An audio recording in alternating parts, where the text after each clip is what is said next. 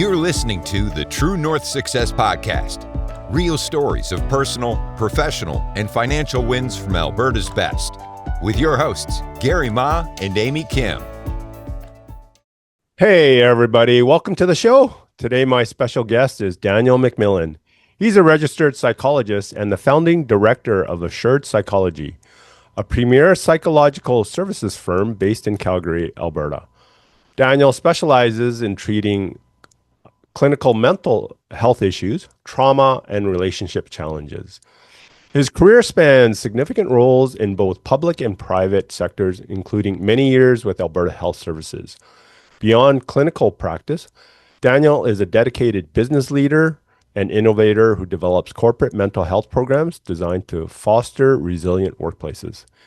He advocates for an attachment-based, trauma-informed approach that prioritizes compassionate, human-to-human contact. Outside of his professional endeavors, he is an avid outdoorsman who values time with his family.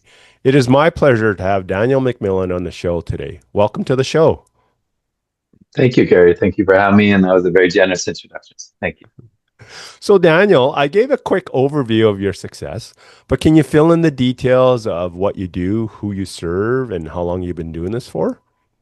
Sure. And I'll try not to ramble on this. I've been doing this for 20 years, but I like to say that I was very lucky in that my start happened much earlier than that. I think a lot of our families train us in our careers, and I was fortunate enough to have a really humanistic position as a father, and he would take me on his rounds in the hospital and to see his patients. So talking to people and helping them was sort of a skill that I learned early on. And been doing this 20 years, started with nonprofit, moved into the public sector for many years, and then built what's Assured Psychology now, which is a clinical practice of 10 clinicians at Calgary. We have our Calgary-based clinic, and then we also offer on-site counseling, on-site mental health services for our corporate arm, including flying people into northern sites in Alberta. And one thing I'm particularly proud of is the impact of our company. So for every person we see, for every session we hold, we donate. We were donating one meal to the drop-in center, and now we plant a tree. So we've donated over 20,000 meals, and we've planted over 5,000 trees to date in the last few years. So, so I'm happy to be here and talk about anything that's relevant. Nice. What was really your driving force to become a registered psychologist? Yeah, I always knew I wanted to do this. In my high school yearbook, it says that when they ask you what are you going to be, it says psychologist. Okay. So I just always wanted to help people. My personal belief is that you can leave the world better or you can leave the world worse, and I wanted to leave the world better. Mm-hmm. And my skill sets seem to align with this field. My father always kind of coached us away from medicine because of some of the systemic problems with it, and this is what felt right for me. So I knew since I was about 15 or 16, I'd be a psychologist. Okay. So like it was kind of from your family background. It sounds like your father was a doctor and he was helping patients and then you saw that an opportunity through a psychological need to help others. Yeah, I've always found human beings really interesting. And we're far more beyond our biology or simplistic biology. I mean, no one can truly explain consciousness, for example. So the human experience has always fascinated me. And much of my career, I feel really grateful for, because it's really, each day I am impacted by the work I do. And then I go home and I get to be touched and a little bit wiser, a little bit better of a father, a little bit better of a husband, a little bit more insightful myself just by doing my job. And so the human experience has always been fascinating to me. In university, any psychology courses, once I'd maximize those out, I would take sociology or religion or anything about the human experience, because there's something fascinating in that I think is forever. It's forever teaching me how to be as a human being myself. Right. So what kind of sets you apart from the competition? Like what comes easy to you that others might find challenging? I mean, it's a hard question to answer because there's a lot of phenomenal people out there, and I don't Yeah. pretend to be the only or the most. I'm just have had a little bit of success. I think one thing that comes naturally to me is um, knowing what people need or want. Mm-hmm. And so that's always made me really good with my job because I can naturally get a sense of what would help them. And then I didn't know if that would leverage into the business world, but it does. That's that sort of sense of for customers, for clients, for staff, um, what actually just makes sense on an intuitive level and works for people. And so that's just been sort of the guiding force of my practice and then the business. Right. What kind of tips or suggestions would you give someone who wants to be more successful?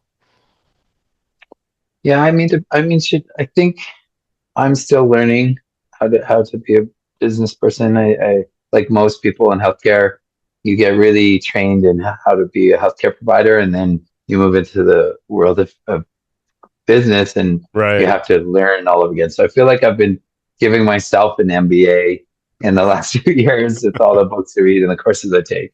Um, and one of the things I've learned is that there's many paths to success, and you sort of have to find what works for you. Right. For me, particularly in this industry, it's to always be learning and trying to figure out why you don't want to do the things you don't want to do, and then tackle that as a learning. So, marketing, most healthcare providers hate marketing. I was no different. And having to really get my head around the value of marketing, how to optimize marketing, how to be teaching myself how to be a good marketer is one example of that. So, I Right. think the best thing you can do is continue to learn, read books every day, and to try to learn about the things that you want to learn because you're bad at. Right. Yeah, so like it sounds like just growing, continuously growing and learning and just being open to different opportunities, it sounds like. Yeah, I think so. And I think not expecting, I think one of the great fallacies that gets in the way of success is thinking that someone else can do it better and is better at this than you, so you shouldn't do it. Hmm. The world's full of a lot of successful C and B students, Hmm. in which A plus students work for, because taking the risk, teaching yourself as you go, building the capacity is an incredible gift in business. Right. Yeah, so like as a healthcare professional, you've had to learn the business side, which they Hmm. probably don't teach in the Never. healthcare field. No, not one class. Yeah. It Right. was it's a painful journey, truthfully. I made a lot of mistakes. Yeah, but I mean, through those mistakes, you've had to learn. So, what was one of the biggest challenges that you've had to overcome in your career, and how were you able to turn that into a positive? Yeah, I think the biggest challenge is the one you just sort of named, which is training yourself that being a good clinician, being a good Hmm. practitioner, isn't enough to run a good business. I Right. think most practitioners, when they're envisioning leaving healthcare towards doing this as a business, think that if I'm just really good at this, that should transfer, that should be enough. Right. But I mean, everyone in the business world will look at that and kind of eye roll. But that's truly when you spend all day, every day doing your skill, Yeah. believing that your skill is enough. It's needed, but there's I think I think facing that head on and really trying to educate yourself on all the things that are additional to that to be successful. I think that's one of the biggest regrets I had was waiting too long to do that. Okay. So, did you have mentors or other people helping you through, the business side? Yeah. Not really, to be honest. I've been, especially in the early years, I was really looking for that. And I did have people, I felt like in each topic, I could find someone and kind of beam onto them and gain some knowledge as best I Hmm. could. I did not have one particular mentor or two that kind of held my hand through it, which was very made it a lot slower. I think one of the Hmm. things on the side I've started is a separate business called developyourpractice.com, in which I walk um, practitioners through how to develop their practice and group owners how to build into successful seven figure and beyond practices because I didn't have. So I'm trying to sort Oh, of pass okay. that forward to people.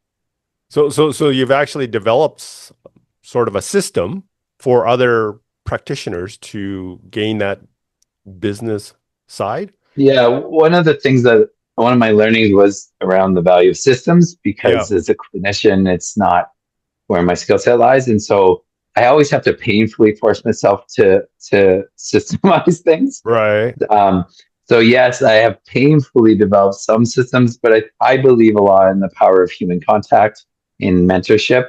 Hmm. As a psychologist, obviously that's an important part. And so part of it is bringing that in these one-on-one relationships where myself or partnered with someone else, we pair people with someone for that direct mentorship to help them grow. So that's aside from Assured Psychology, which is the clinic that I own and run. Um, but Yeah. it's sort of one thing that I was missing that I've been trying to pass forward. Yeah, I mean I mean that's a huge challenge. Like when you look back, you're going through this, you're a psychologist, helping people, but the business side isn't there yet, and then you're struggling through that for many years, and then you saw the opportunity to help others as well Mm-hmm. by creating these systems and sharing that with with other people. So yeah, Mm-hmm. that's fantastic. Yeah, I found I was already getting a lot of those calls. So Yeah. after about the 20th hour of doing it, I thought, oh, maybe I should actually start charging for this and then Right. develop into some. So yeah. Oh, very, very, very, very cool. Very cool. Yeah, I mean, it sounds like things are going really well for you and your business. As a busy healthcare professional, a lot of time is spent running the active business. When looking towards the future, you don't want to have to be working so hard. And some of the ways, you look at creating income and profits from outside of actively working, which might be maybe investing in stocks, bonds, crypto, or using a financial planner. What are your thoughts about ways of creating income outside of your active work business? Yeah, I mean that's always kind of the question, for me is like as the business grows, how do I leverage the profits of the business into a new something else that can then also pay Hmm. dividends that isn't Hmm. directly the business? And then how do I take those profits from the second thing and continue to do that so that I see it as like a stepping process. I was fortunate enough a few years ago to have an offer to purchase that we declined, but it made me start to look at, oh crap, what do I do? How do I plan for retirement? Um, what do I Hmm. do to manage finances? And it really made me have to start to bring in and structure the companies in such a way that are clean in the event of a sale one day, that are tax wise, and then in that structure, how you can leverage and move profits into secondary sources of income. So my partner and I own a few rental suites, including some short-term Airbnb and Canmore. Hmm. Um, the obvious investments of stocks and investing in the market. I was lucky enough to have found a really wise financial advisor. Interestingly, all the books I read said find a flat fee advisor. So I looked around for one. And the best financial advice I've ever gotten was from this flat fee advisor. He's incredible. So that was years ago, and he's walked with me along the way and helped me bring in a team of investment people and lawyers. And so we've been able to set up a structure in which we can sort of take every dollar earned and it um, lessen the amount taken from it, tax or whatever else, and then move it laterally through companies into another investment and have it grow in that. Um, Right, right. Yeah. So yeah. it sounds like it's been really important for you to look at, okay, if you're busy working, if you have a high income, to actually plan for the future and maybe put aside some of that active income and invest it into other areas for the future. Yeah, a big goal of mine is security and financial freedom. So I don't need to spend I like my lifestyle as it is. I don't need to keep having lifestyle creep and increase it. I want to Right. keep my lifestyle as it is, and then just everything above that, invest that into some sort of security online where I can incur passive income, so that I'm 44 now. When I'm 50, ideally, that I work is completely optional, and I can incur passive income to keep my lifestyle what it is and consider a sale. Right. As we're wrapping up our interview, what kind of exciting plans do you have in the works in the next 6 to 12 months? Yeah, I mean, I'm a bit of a dreamer, so I always have a lot on the go. So our corporate arm, as I mentioned, we work with companies because companies, use ergonomic chairs and hard hats, and but they don't always take care of people's mental health. They don't always think of it, and Mm, typically the approach is to use an EAP.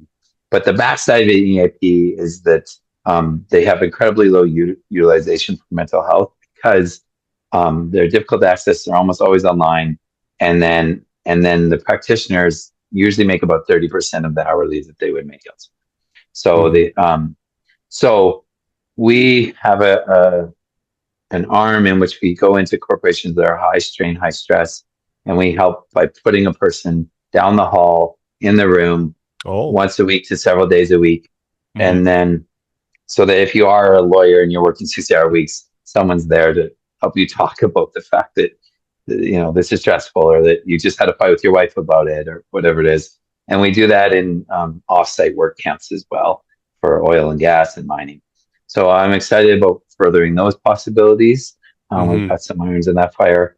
I'm excited about the thing I mentioned, which is helping sort of train new but semi-established clinicians on how to grow their practice.